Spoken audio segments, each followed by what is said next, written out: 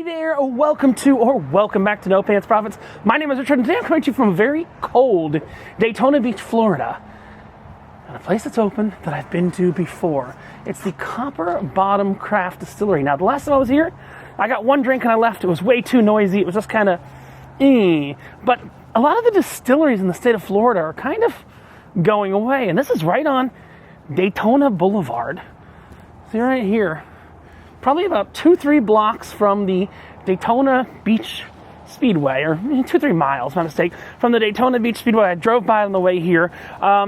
This is called, again, the Copper Bottom Craft Distillery. There's not a lot of distilleries left in Florida, so we're going to go in and do it. But guess what?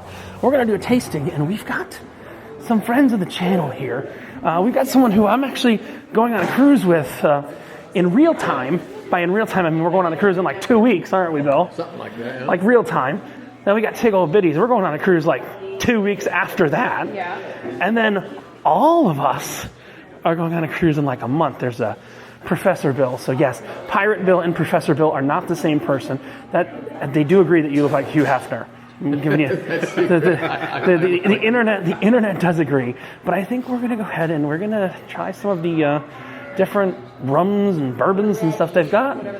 It's tasting time. It's tasty. Let's tasty But I time. don't want to get in your... Oh no, I want a tasty time. Okay, well, I don't want to mess up anything. Oh no, it's part of tasty time's part of it. Okay, all right. That's why we're here, is for tasty time. And then I'm gonna get a cocktail after. I just drove 6 hours up from Miami because it should be 3.5, but that shouldn't take that long. it took 6. I left at 2. Yikes. I just got here.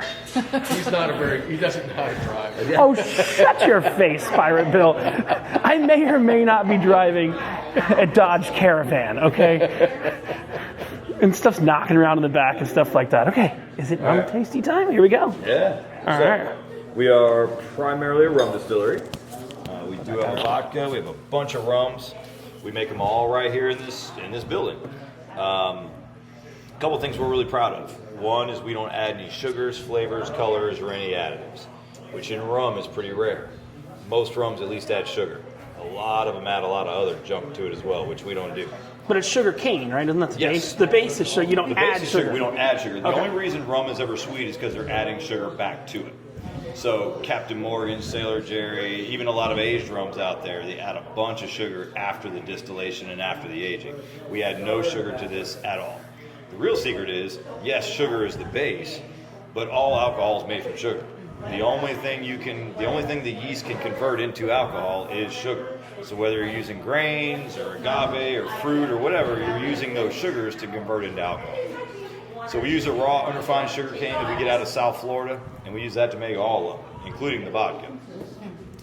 You get that from the sugar that's grown by Okeechobee, right? Yep, down South Florida. Yes, I did a train there. They have their train. They have an ice cream train. It's kind of weird. That sounds cool. From U.S. Sugar. Or that's the name of the company. Yeah, right? we don't use them. We use some other company. small That's private there. Oh, okay. companies.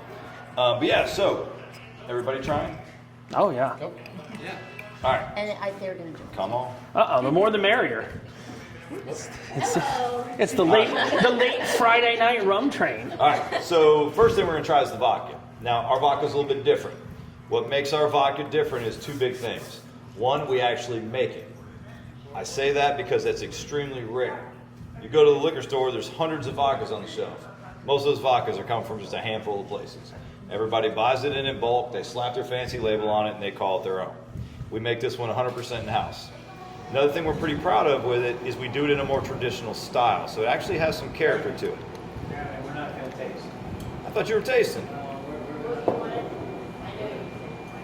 So this one... So what is the base? Is it potato? No, sugar cane. Oh, just sugar. Okay. So the great thing about vodka is you can make it out of absolutely anything. Since we have sugar cane, we go ahead and use it. Big ass taste. But we make it in a more traditional style, so it actually has some character to it. It doesn't just smell and taste like rubbing alcohol like most vodkas do. That's actually good. All right. Yeah. But we're using a new cup each time because we don't want to contaminate. Exactly. We don't want to use contaminated cups. See, Jeremy knows. That's right. And when you guys are done, just push them up here. We'll take care of it for you. Okay. So that was the vodka. That was the first vodka. one. Now we only do one vodka because we don't really get into flavored products. So Flavor it yourself for the mixer if you That's want. exactly right. So the next one we have is the silver rum. Same sugar cane that we use for the vodka, but we use a different yeast and a different distillation. So you get a lot more flavor. Personally, I get butterscotch, banana, vanilla notes. And the nice thing is none of that's added. That's just from the sugar cane and the yeast. If anybody wants an ice cube, let me know, okay? Ooh, yeah, I'll take an ice cube All right.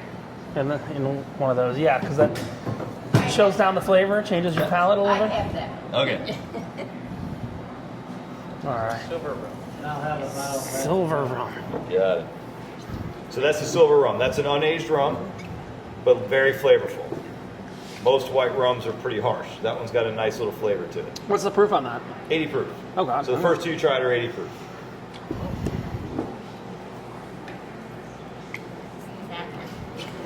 She's got it down. Do you do any distribution outside of here, or it's just what people buy here?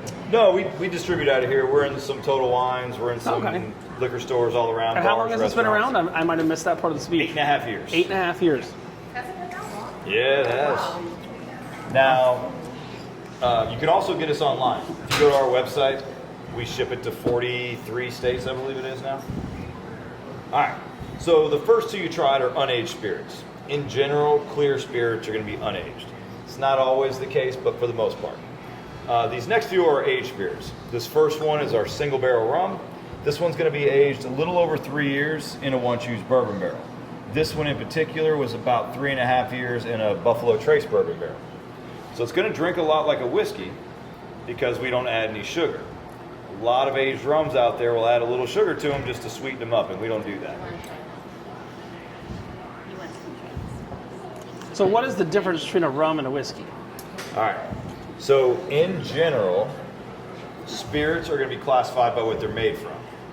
If it says rum on the label, it has to be 100% sugarcane. Oh, okay. If I add anything else to it, I can't call it rum anymore. Right.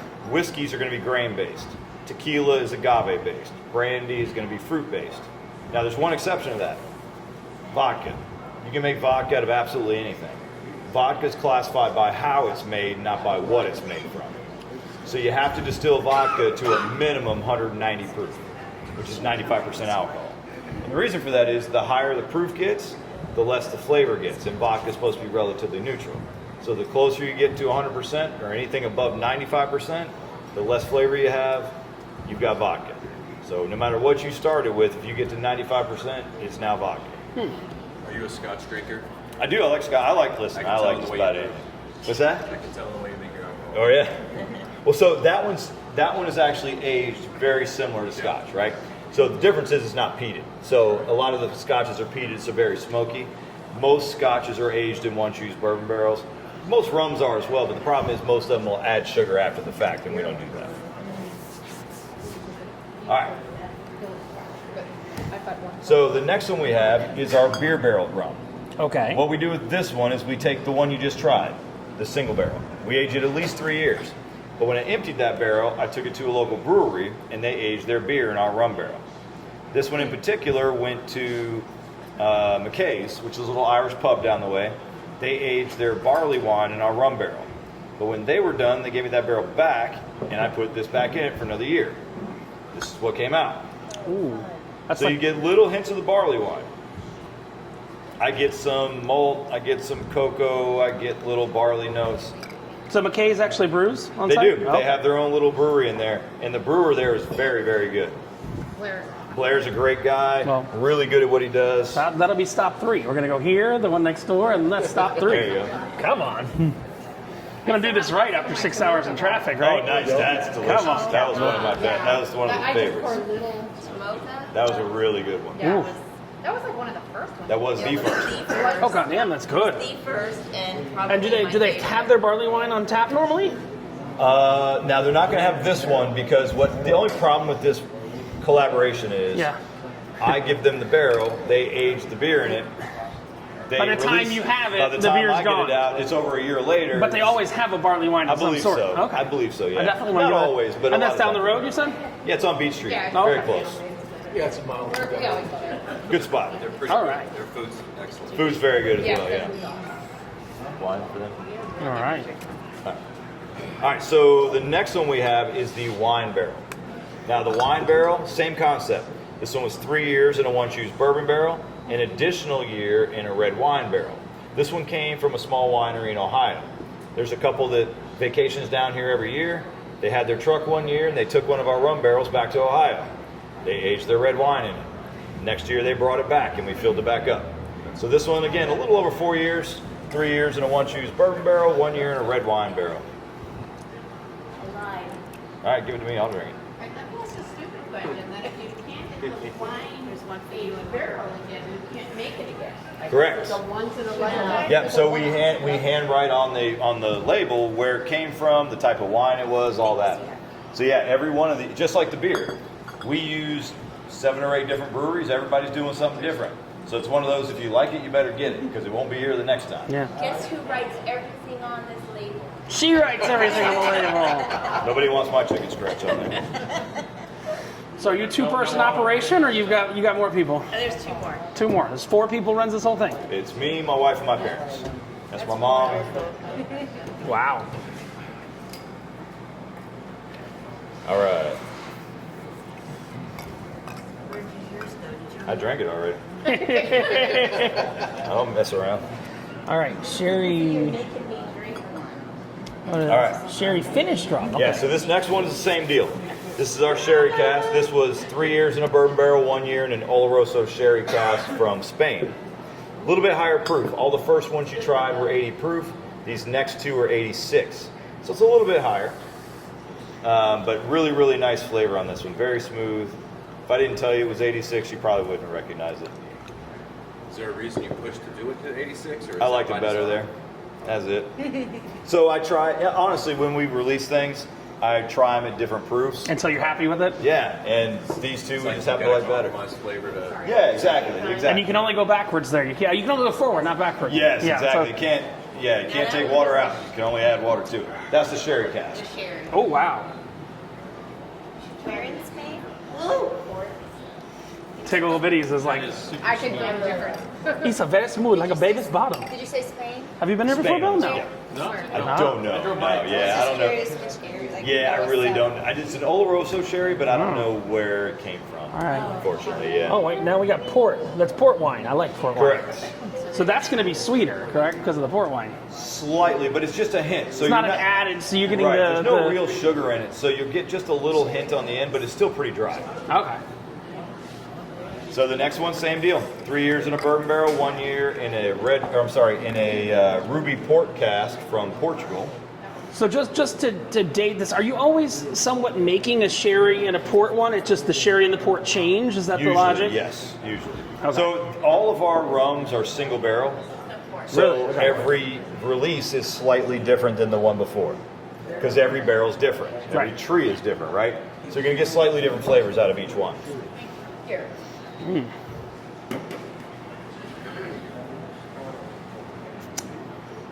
Oh, wow, yeah, you got the sweetness from the port wine. Just on the end, yep. Bottled in bond. Not sure exactly what that means. I'm excited. Well, I'm about to tell you. That's the next one. In Italian. All right, so while you guys are drinking that one, this is the only one I don't have samples of. This is our Bottled in Bond. Bottled in Bond was actually one of the very first food safety acts in American history.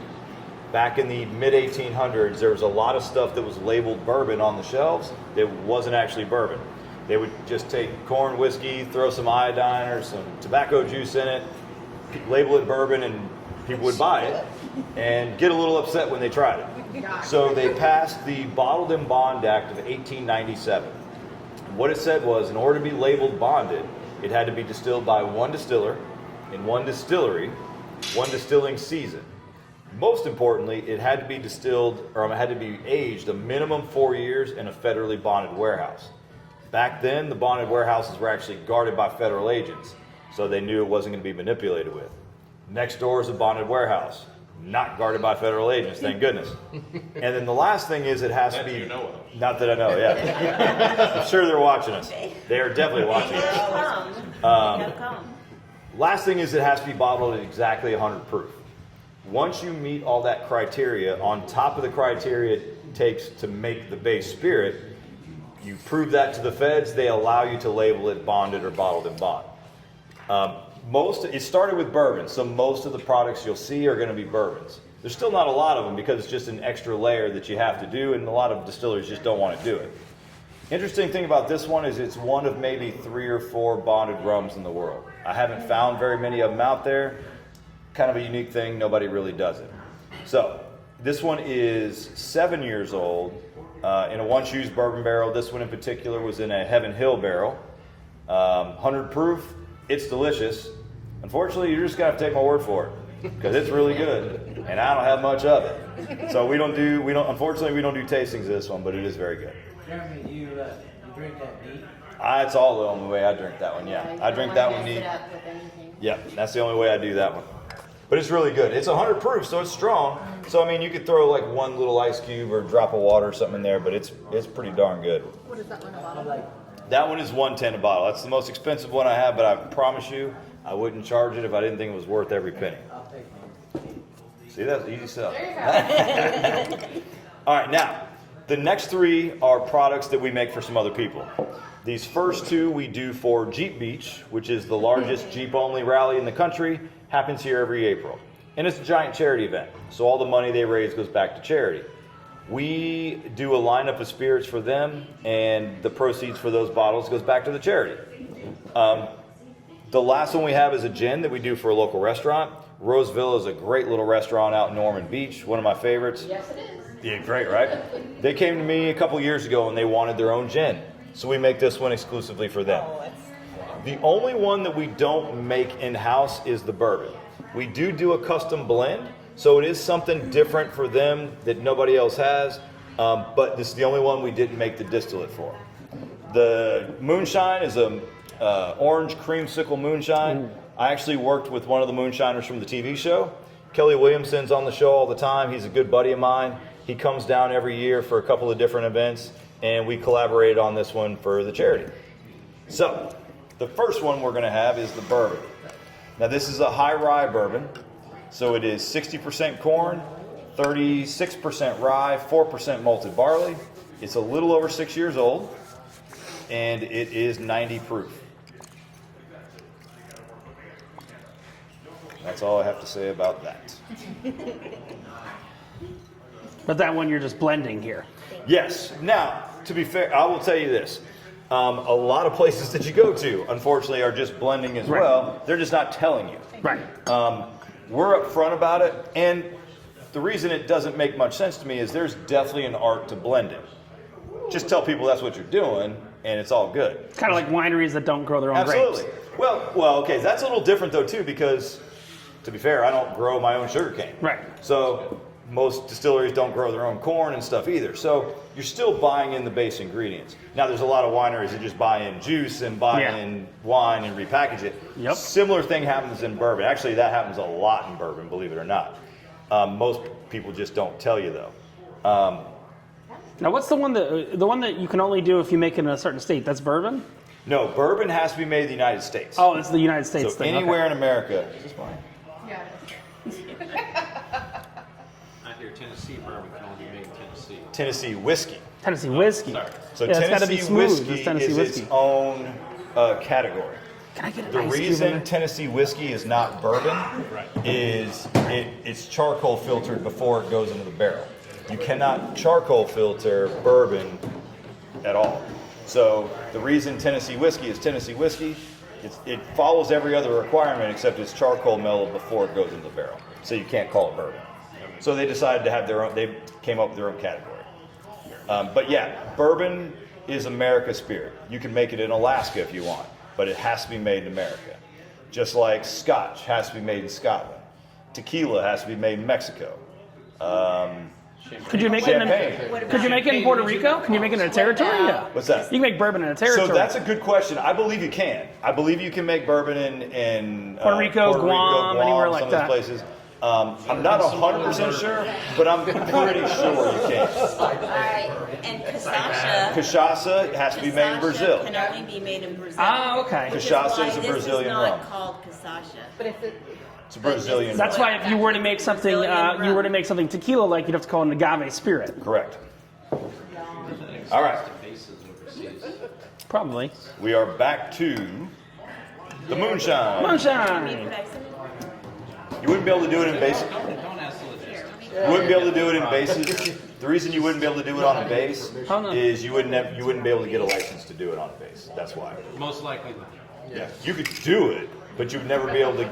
You'd never ever be able to actually sell it and actually call it bourbon because you'd never be able to get a license. Yeah. So yeah. But if you could get a license, If you could get a license, I don't see why you wouldn't be able to because that area is just like an embassy, right? yeah, an embassy same Like thing. if you were on an embassy Wait, somewhere. let's. If we start making it in Greenland and then it becomes a state, Oh, then you're good. You're golden. You might have to change it. because so the four of us are doing the last cruise this year that's ever going to be able to go to Greenland, Canada, and America all at once because legally you have to leave the United States and those two are going to Is be it part going of to the go U.S. through the Gulf of America? No, God, I no, hope it goes so. down. No. God, I hope so. No. That would be cool if it did. We were out there when it changed. Well played. Be cool if it did. So it's No, the last but cruise legally you can't go he's just to making the up U.S. that without it's leaving. So if Greenland and Canada become part of America, that cruise becomes illegal. There's a thing called the Jones Act, High five, Jeff. which means That that I- Bill's trying to, So if Greenland and if they become America, then that cruise can never happen again. Yeah. to abide by the Yeah. We'd be about the 12th person trying to purchase that country. Yeah, it's not happening. And by the way, I don't want Canada. You can have all of Canada. Oh yeah. Sorry, no one wants it.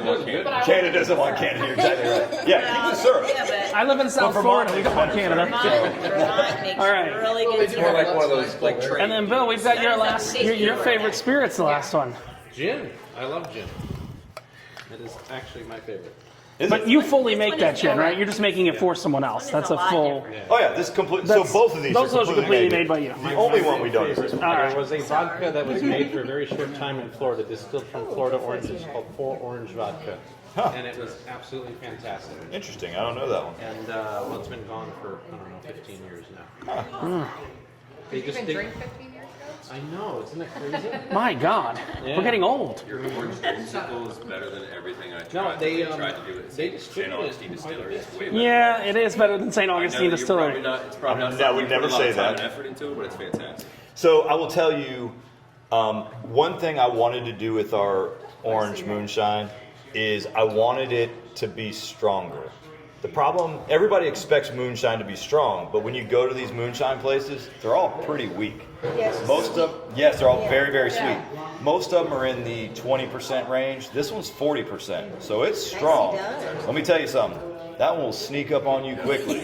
You throw that on ice or put it in the fridge or the freezer. Yeah, it doesn't taste like it. It doesn't taste like that high, does it? You got that really flavor good over without ice using cream. the majority of the Oh, yeah, that And we use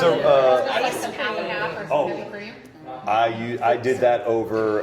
Put it in a milkshake. I did it in a milkshake. I put a shot of that in vanilla milk. Oh. No, yeah. Have you ever tried to collaborate with Ormond Beach Brewery? I have. Yeah, we've done. They have, I think, the best beers around.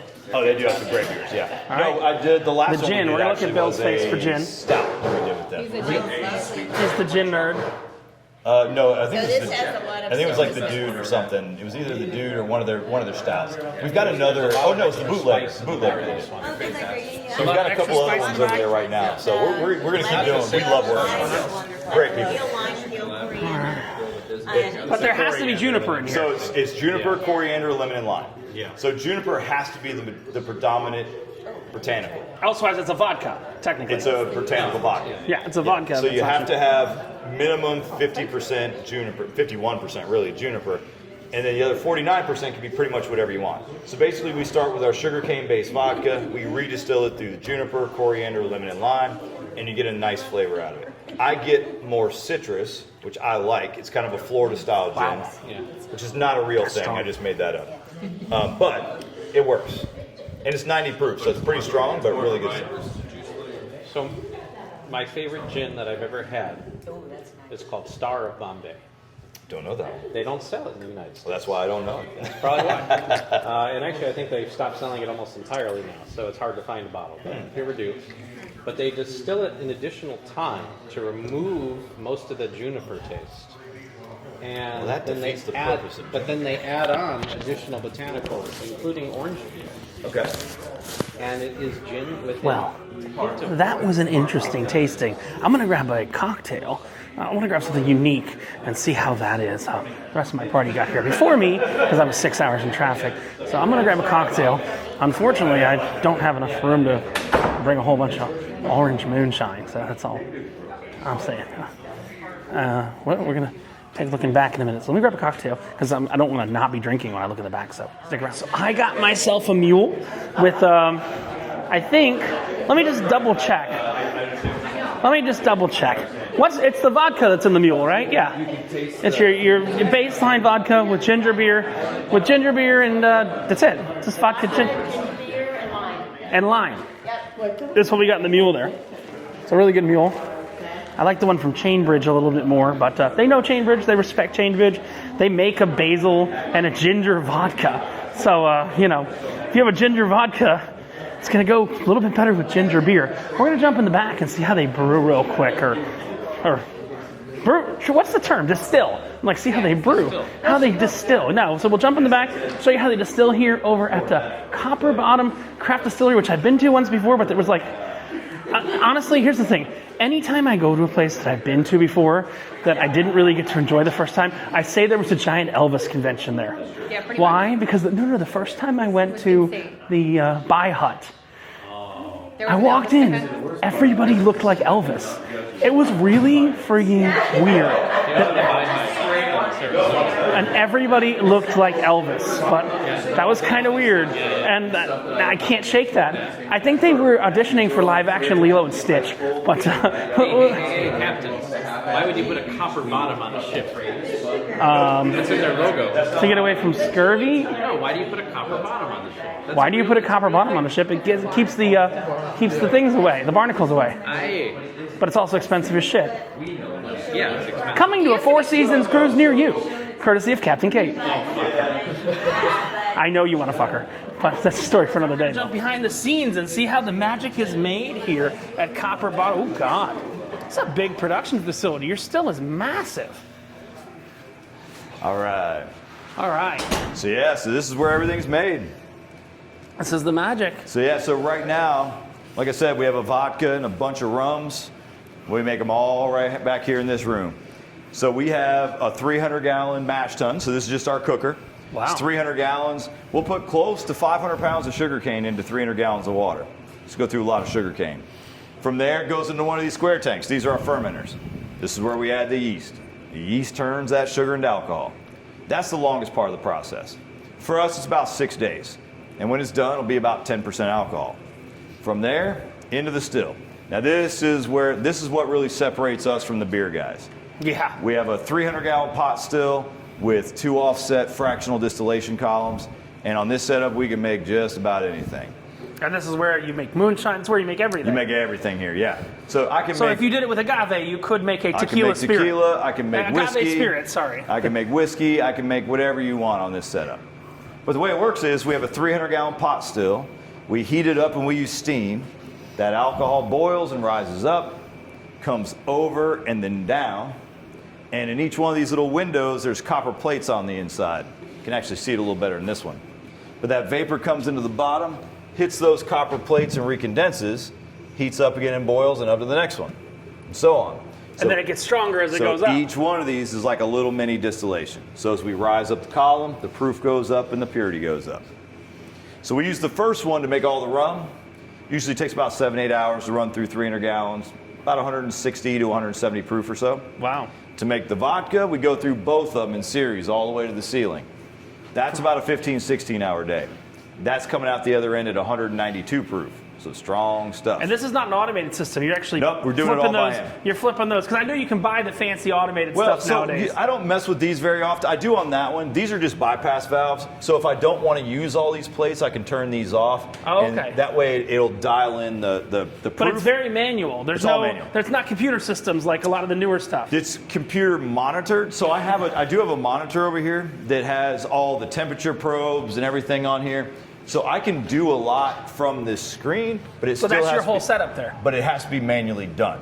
So it's not going to make all the cuts and do all the things for me. I still have to physically do it, but I can monitor everything from this screen. Because those little analog temperature gauges and all that, they're not very accurate, first of all. And That's second wild. of all, you can't see them.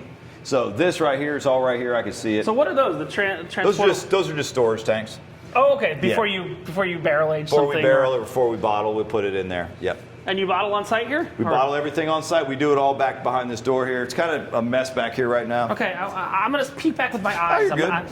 You're good. Oh, okay. So yeah, we have a little 6-head bottling line. We bottle everything by hand, 6 at a time.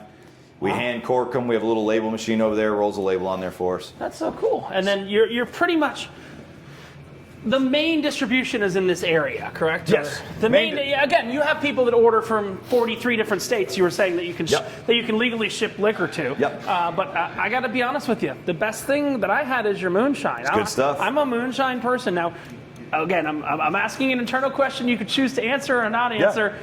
Are you looking to expand the moonshine potentially? Have you done well on the moonshine? We've done a couple different ones, and yeah, so that one we particularly do for charity. So we will probably change it up and do something different. Yeah, we might do some stuff. I have some moonshiners I know in the Bahamas, of all places, that have started making moonshine. They had some Tennessee people come down to the Bahamas, teach them how to make moonshine, and they're some of the only non-American moonshiners. I think I know who you're talking about. Craig actually. Cliff. You know? But was it the guys from Adventure Distilling that went down there? Yep, I know those guys. Yep. So I just did an episode of Moonshiner's Master Distiller on Discovery Channel. And here? No, we did it up in, in North Carolina. In Moonshine World. So yeah, we just did an episode of that. It was a lot of fun. It was really cool. So I'll probably get into more of that kind of stuff. So do you know that? So question for people watching. Do you know the 7 states you can't ship to? So people can save themselves? I know 4 right offhand. Okay. Hawaii and Alaska, mostly for logistics. Logistics reasons. Utah, we could probably figure that one Religious reasons. out. Michigan. Probably Virginia? Because Michigan, that's why. Virginia? No? I don't know Virginia, to be honest with you. I know those 3 right off top. Alabama's another one. That's 5. 2 more somewhere Well, in I'll there. be in Alabama tomorrow, so if you've got some orders to be delivered, if you done want something, I'm gonna probably be in Mobile this time tomorrow night. So I'm just saying, if you're on the I-10 way and you want to get some knowledge, You're going to become a bootlegger now? Rick? Yeah. what do you mean become a bootlegger? I've been on the Pirate Bay for years, baby. Yeah. So this is Richard. Take Old Biddies. Pirate Bill, Other Bill, and my new friend, which I forgot his name. That's how good your rum Jeremy. is. Jeremy is from Copper Bottom Craft Distillery, and you put a copper bottom on so you don't got to clean the bottom of your boat because barnacles can't go on a copper bottom. Is that correct? That's why it is. Yep. It's like them flat bottom girls. They make the rockin' world go round. From No Pants Profits, reminding you that when you wear no pants and you drink way too much, the only thing you got to lose is your still. Bye.